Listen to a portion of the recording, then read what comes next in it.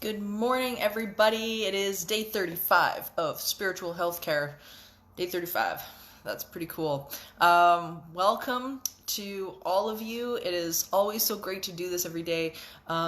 We've got some really cool topics today. We're going to be talking about Kirlian photography and auras and all sorts of things that we haven't really touched on yet. So this should be super fun. I can't wait to be able to, of course, delve into all of this new stuff. We've got some great questions about how to get some paranormal help too. If you've got something going on, what do you do? How do you, who do you look for? What are the criteria? So we're going to be talking about that. We're going to be talking about auras. We're going to be talking about all sorts of things. I've got a really cool process for you guys today as well that I've been using really regularly. Good morning, everybody. Good morning, everybody. How are you guys doing? I hope you guys are doing awesome and having a good morning. It is nice and sunny here. It is finally warming up in Alberta, which, never happens. Unless it's summer, unless it's like the roots of summer, and then then it gets really hot here. But yeah, so we've got some, as I say, some great questions today, and I'm really looking forward to being able to delve into what to look for in a paranormal team and things like that as well. If you're looking for to research or looking for assistance or something like that, what do you look for? Good morning, Patricia. Good morning, Jan. How are you guys doing? It is nice to see you all. Good morning, Jay. It's so nice to see everybody like logging in every morning. Like it's just great. It's such a great feeling. And as I say, today's topics are going to be really interesting. I know some of you guys have had experience with stuff like auras and things like that, so we're going to be chatting about those and some of the history behind it, because there's some really interesting facts and of course controversies and things like that about all of those kinds of things. So we're going to be getting into that too. There's so much in regards to a lot of things like healing or distance healing or anything like that, where there's a lot of room for scams, there's a lot of room for misinformation, and where some of the research sits with it now versus where it did years and years ago. And understanding, I think, the misconceptions of sometimes what healers think they're doing versus what they are actually doing. So we're going to chat about that too. There's, as I say, there's lots to get into today. So I'm really looking forward to it. I hope you guys had a great evening yesterday. I hope you had a really good day. I spent the day or the evening yesterday editing this video with some of my fire performances. And things like that. So that was pretty cool. It was a really, really special video too. So that's what I spent my evening doing. And yeah, so I want to start to dig into this subject a little bit. Your guys' questions have been so good. I'm loving reading them. You guys send these brilliant questions in. And I think what's great about them is that we're able to, once we get discussing them here, it's serving so many people. Like people are saying that, that was the answer that they needed to hear, or, everything seems to just be falling in line. So every time you guys send questions in, it really is answering more things for more people, and people end up hearing, what they need to hear too, which I think is just fantastic. The universe has got such a brilliant order to it. So let's crack into this a little bit, because the question originally came from Shadow on Twitter, because she's just got the most brilliant questions. And she said she had asked, what are your thoughts on aura photography? The science behind it, the reading of colors from left to right. She says, are the colors energy frequencies? And if so, do we have the ability to change them? So this is really cool, because there's been so many people over the years, I think, that have, talked about auras. There's been a lot of, theory behind it and whatnot. So the idea of an aura, for those of you guys who are new to this concept, is the idea that like a living body, whether it be, yourself or a leaf, it doesn't really matter, but a living body will have different energy or different frequencies that show up as color around the body, like colored light, almost like a corona around the light around their bodies, or around that object. And the idea is that, you know, depending on what the color is, can mean different things. It can mean an emotional resonance, or it can mean a health resonance, like a whole bunch of different things. So there's lots of theories about it, lots of different takes on it. And I mean, there's a million books now and stuff like that. And of course, there's a lot of controversy about it in terms of, you know, sort of fake psychics kind of pretending to read auras and stuff like that. So it's a really sort of sketchy field. There's not a whole lot of like really solid science behind it. But the photography that Shadow is talking about is something called Kirlian photography. And Kirlian photography was actually originated, a lot of people think this aura thing is new, and it's really not new at all. The idea of Kirlian photography originated in 1939, believe it or not. It's in the 30s. And before that, when we look back into history, so we look at pictures of, you know, saints and, you know, people that were generally considered to be pretty, you know, connected and whatnot. They are usually seen with glows around them, right? Like we usually see them with like halos or glows or something like that. So, and this was considered like they had, you know, they had an aura, they had a connected energy. So it's interesting. And normally when you see those types of things in paintings, you usually see them either with like a white or sort of a soft kind of like white energy or glow to them, which in the world of people who believe and see auras, is usually considered, you know, really connected and at one and at peace and just generally in a good place. So Kirlian photography, though, in the 30s started with a Russian couple, Semyon and Valentina Kirlian in the 30s. And it was really interesting because they discovered that basically an organic object to which like a high voltage electrical current is applied would leave basically traces of a fringe of energy when placed on photographic film. Okay, so this varied basically according to its physiological state. So if you started with an image of a leaf, for instance, part of the leaf that had been removed, the original outline is still in the Kirlian photography. It's still there. So it was very interesting, and they felt that it would really have a lot of health implications if the method could reveal changes in a person's physical and psychical state.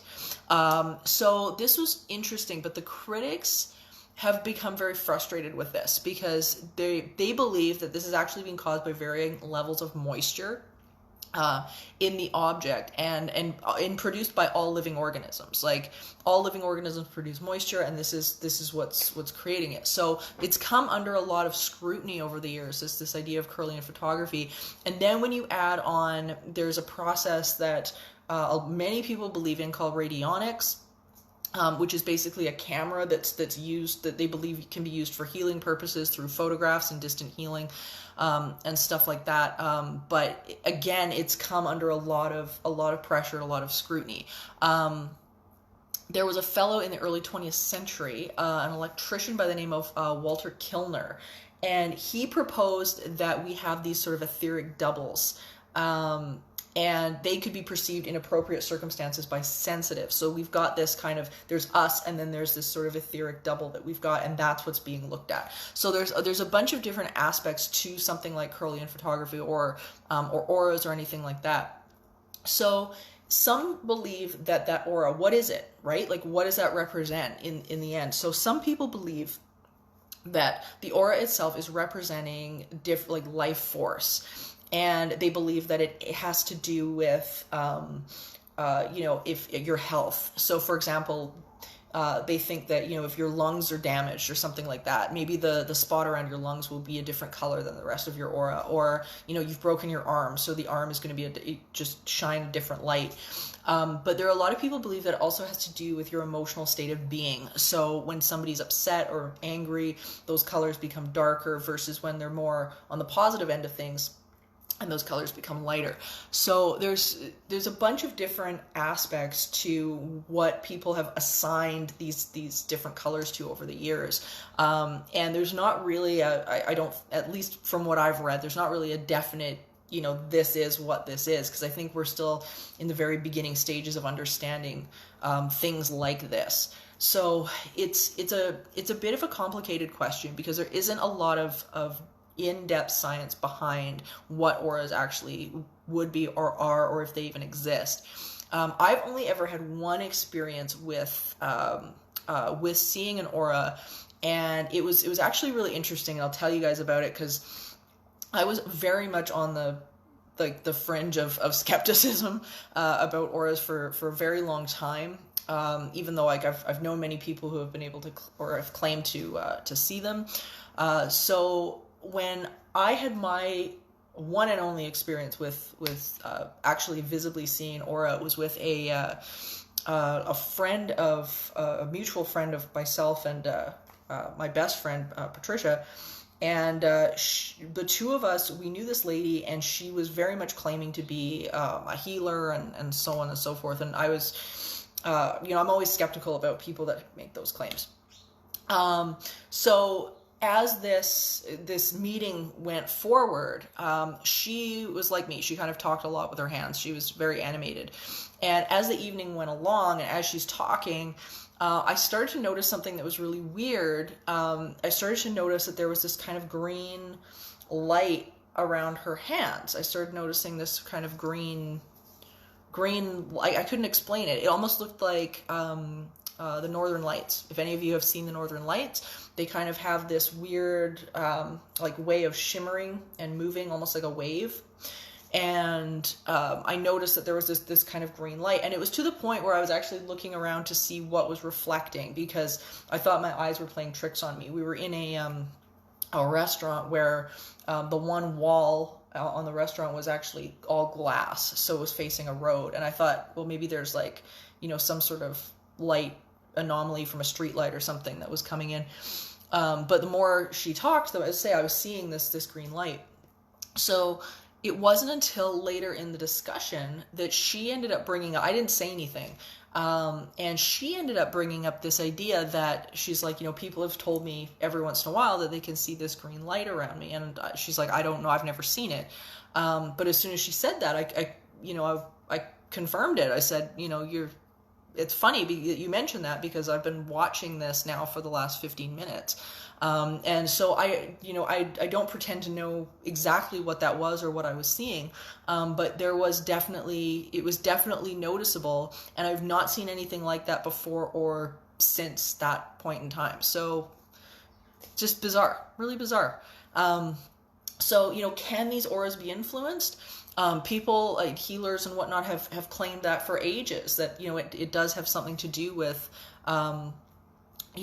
with our focus, with our intention, and whatnot. But the one thing that has always kind of bothered me, and I think does need to be clarified when it comes to, anybody that's claiming to charge money for this kind of work and things like that. And I think the one thing that we have to be have an understanding of is that, how we end up influencing and healing ourselves and healing our bodies really does come down to our own state of being. It really does. And, if that other person can put us into the state of being that we need to be in, that state of allowing, if they can help us get there, by being there and things like that, then that's great. But I think as soon as we're giving that power to somebody else, then we're in trouble, because as soon as we stop realizing that we have that power and that influence to heal ourselves, heal our bodies, heal our lives in that way,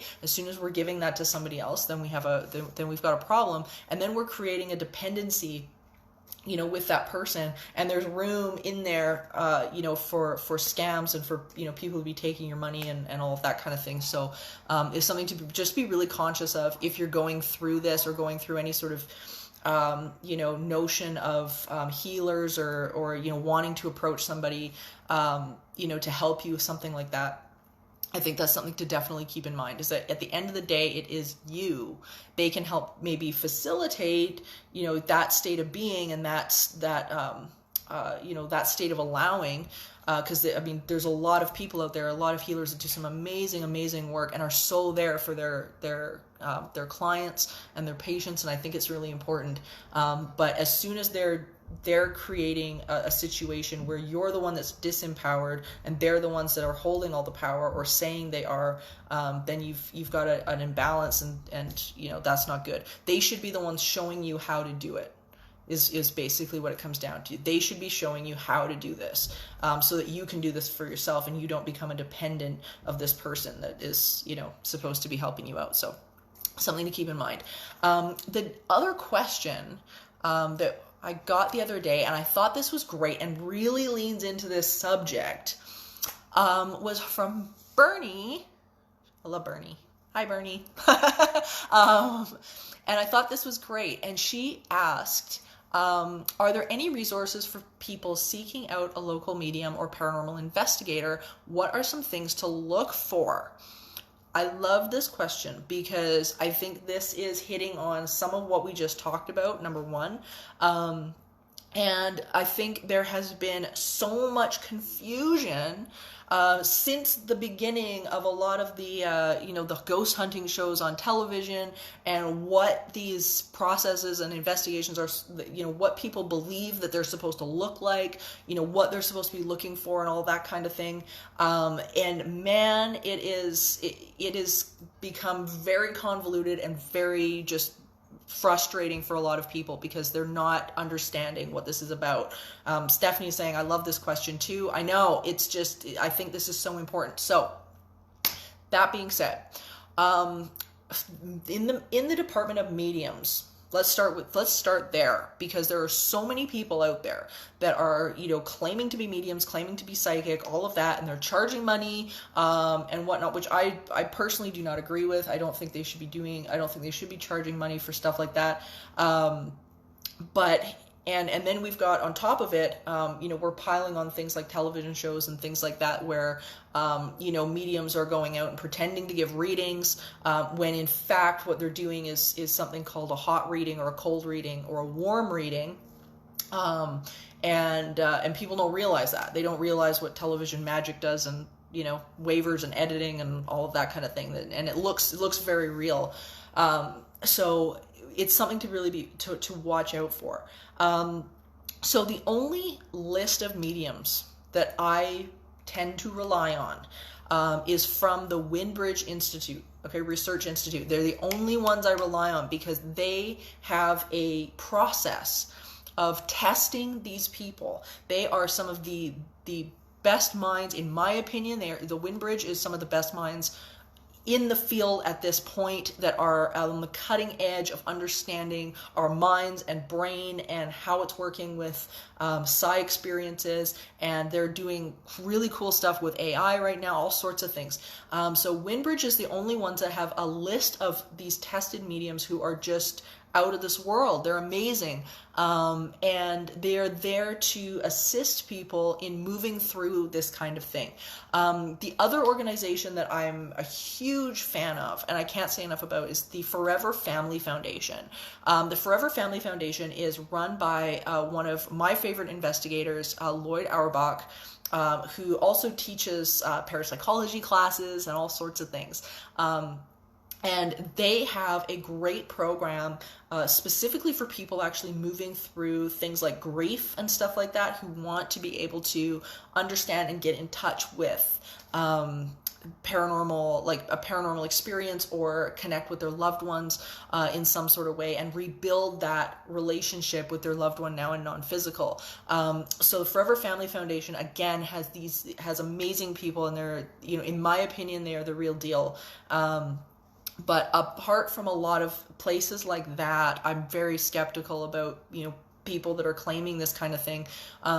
You know, and especially where I get critical is when they start to believe that they are special versus people that, you know, are just, you know, maybe not able to tune in as well. I'm one of these people that believes everybody can do this. I don't believe this is something where you know, have to be connected with a specific person, like a medium or a psychic, in order to connect with loved ones and things like that. I'm not a fan of that. I think they can definitely be of great assistance, but I think they should also be teaching people how to connect themselves. Again, similar to the healer, is you know, don't let them become dependent on what you're doing, be able to teach these people that they can have that relationship without you as well. I think it's really important. And Windbridge is great for that, as well as Forever Family Foundation. They just are they're just incredible people.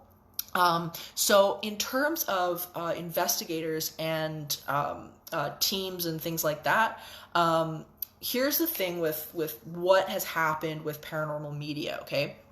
So in the world of paranormal television and things like that, investigations have kind of been made out to be this this situation where people are feeling they're feeling frightened. They bring in a group of people. That group is there for maybe a night or 2 nights, and they sit up late at night with cameras and stuff like that, and they freak out. And then they get up the next morning, maybe show 1 or 2 things that they've captured, and then they leave. Or they do some sort of blessing or something like that, and then they leave, or something like that. So that's become sort of the framework now for what people believe paranormal research looks like. And it's not accurate at all. It's great for TV shows, but it's just not real life. So when we're looking for a paranormal, any sort of team or anything like that, the one thing I always tell people is make sure you're dealing with people who actually bring something to the table. What do they know? What do they know?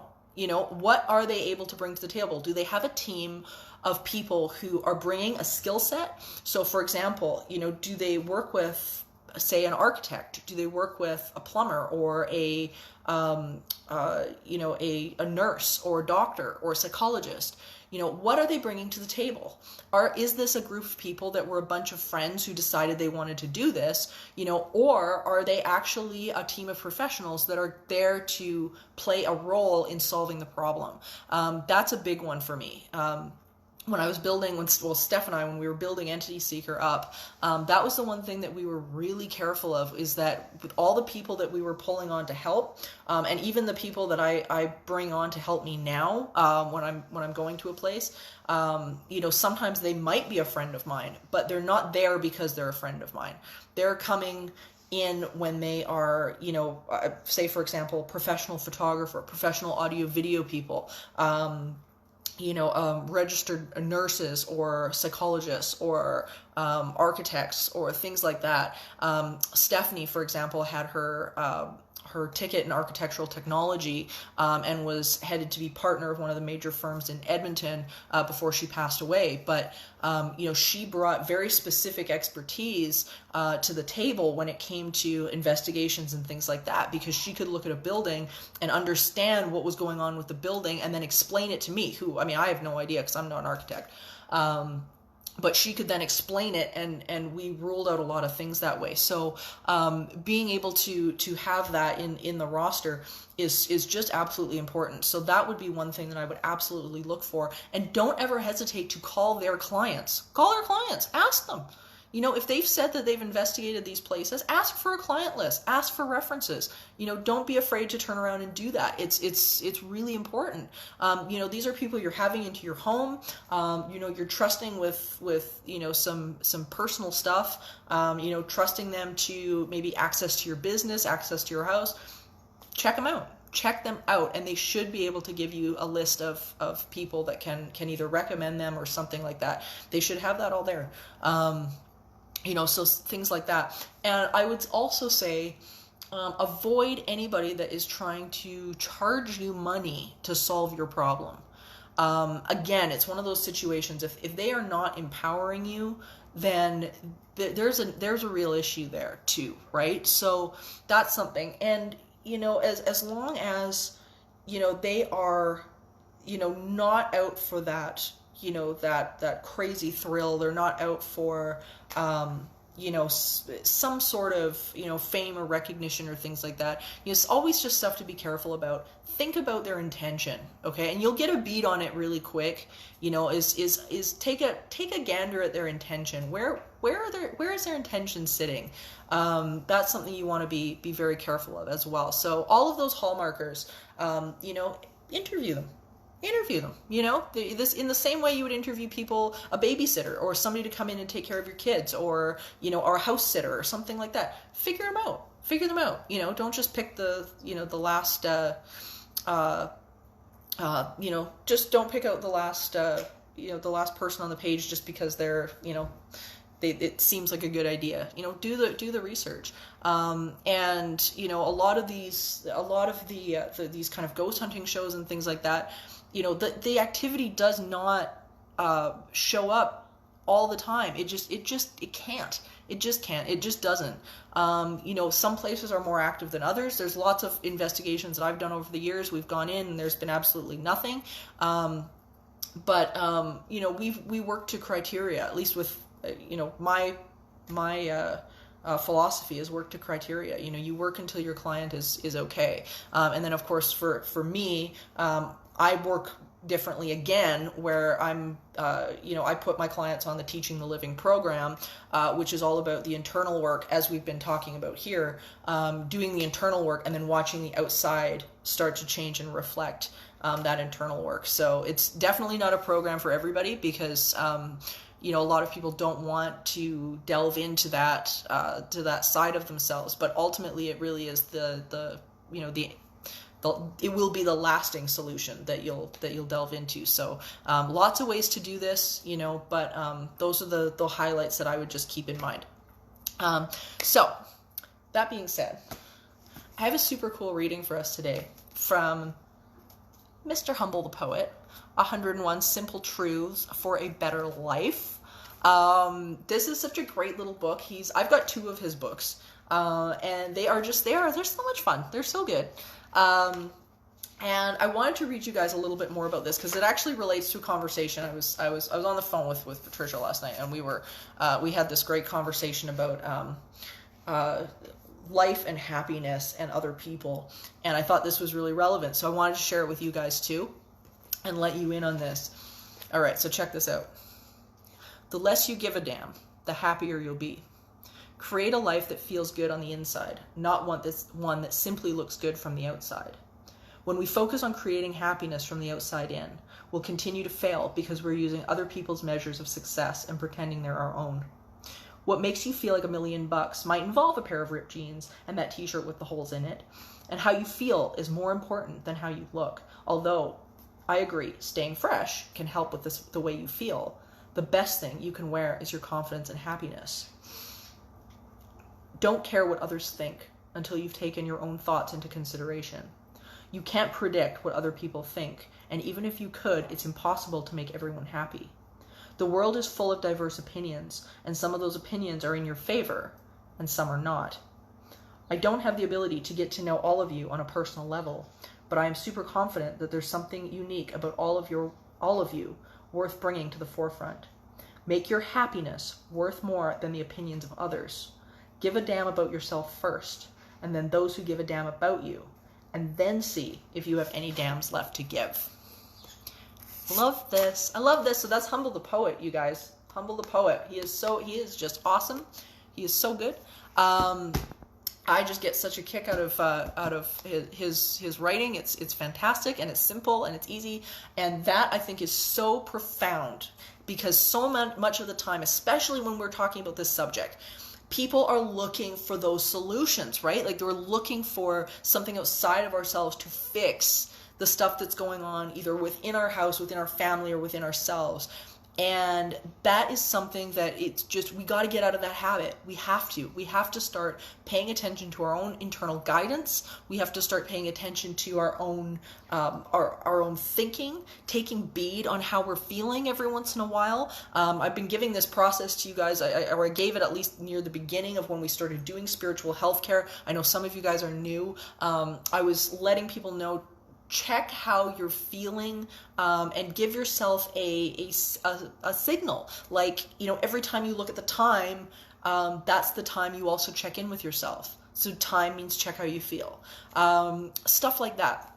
But the process I wanted to give you guys this afternoon, which I love, is something I've been doing frequently over the last little while, and I found this really helpful, especially because we're in a situation right now where our days are kind of running into each other a lot. You look up and you can't figure out if it's Wednesday, Thursday, or Saturday. You don't know what's going on. I joke about it because when you're in production, when you're doing production, that happens all the time. So that never changes for me. It's just everything is based on show dates. You don't know the days of the week. But it's happening to more people now. And the one thing I've been doing is looking at my days in segments.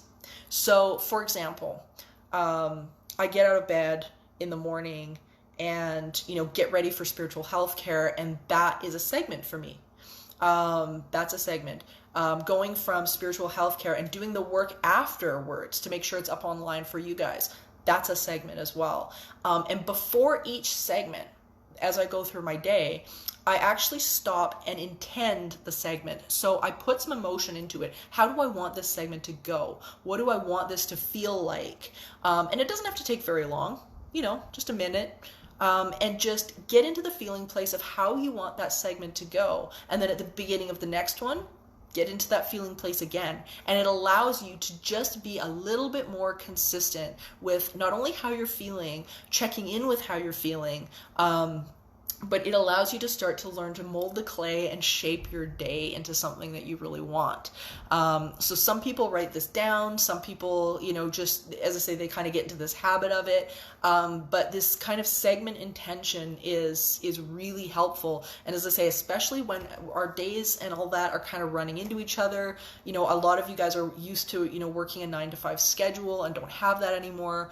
At work, in an office and things like that, that's really easy to do, right? Because you go in the morning, you have a segment from the beginning of the morning till break, and then break till lunch, and then lunch to break, or whatever that is for you. So we kind of have that segment broken up, when we've got more of a structured time. But this is a little more fun because A, it's not work. There's that. But also B, because we're not... we're getting to plug in how we want that next little piece in our experience to go. So give it a try it out. I wanted to also give you guys something to do today that is kind of fun. And I found this really awesome thing online that I had to share with you. And I will post this on Entity Seeker on the Facebook page here so you guys can check this out. This is so neat. So the Salem Witch Museum, this is the coolest thing, have broken up all of the locations that are considered the historical stops for the Salem witch trials. And they have put them all online so that you can go one by one and read all of the information. Because of course right now they're all closed. And blocked off, and you can't access them. But Salem Witch Museum has decided they're going to put it online for everybody to go and check it out and read about some of the history, and you get to see all of these locations and all of these places. And I thought that was just the coolest thing. So I'm going to put that online for you guys so you can go through it and check it out. The history is amazing. It's absolutely amazing. I know some of you have been.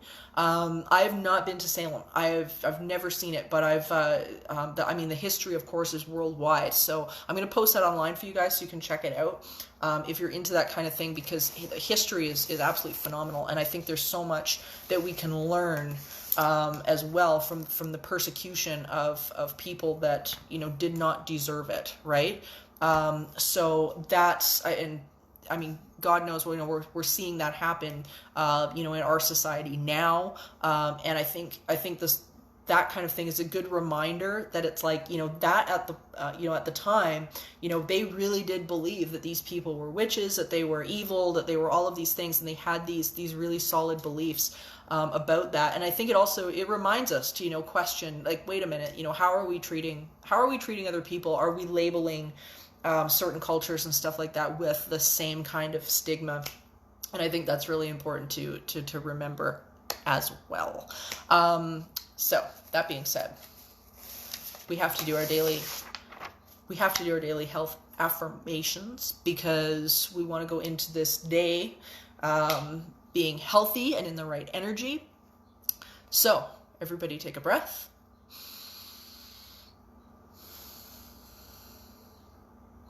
It is natural for my body to be well.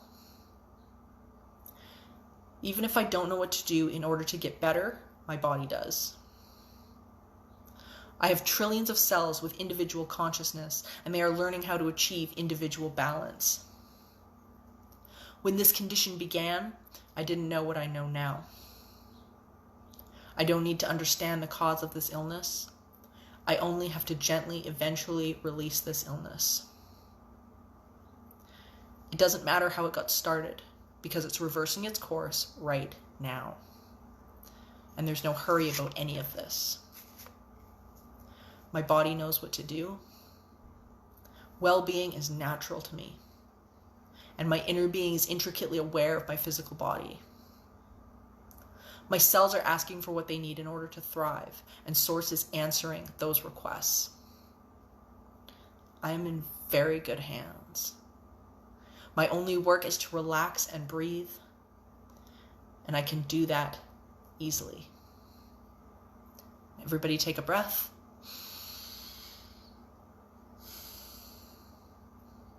Now, you guys, if you are looking to catch up on the other classes, spiritual healthcare classes, youtube.com/entityseeker or entityseeker.ca has all of the past classes on them, and it's updated every single day with the current day's class. So if you guys are missing something, or you want to go back on something we talked about today or another class or something like that, just feel free. They're all on there. They're all free. And check it out. Check it out. You know, if you guys have questions or anything like that, and as I say, if you have a topic that you want to discuss that we have not touched on, or that we have touched on and you want to go deeper into it, text me, email me, Twitter, you know, whatever, you know, find me on all of that, and let me know, because as I say, your questions, you guys are what is fueling spiritual healthcare. You guys keep this going. So any topics, anything you want to broach or chat about, I would love to hear from you guys, so that we can put it on the list of to-dos, and we can get that going. Eventually, and I'm thinking it's probably going to be summer-ish, I will let you guys in on this early. I'm going to be doing a course online, probably on Crowdcast, I think, that's going to be an extension of spiritual healthcare, and it's going to be a multiple week course on teaching the living, and something that you guys can really dig your hands into, and it's going to be awesome. There's going to be a lot of you know, individual work. We're going to be talking about all sorts of different things, and lots of you know, parts of the program that I give clients and stuff like that, will be available for you guys to participate in. So I'm super excited to be able to do that. Oh, hey Cal, how are you doing? Water, well-being, and spirituality. I love that idea. That's a great. That's on the list. It is officially on the list. Thank you guys so much for such an awesome morning. And I am so looking forward to chatting with you all tomorrow morning, spiritual healthcare, 10 a.m. Mountain Time, as always, right here on Facebook. And I have a wonderful afternoon. You guys have a great day. Much love to everybody, and I will see you all tomorrow. Bye.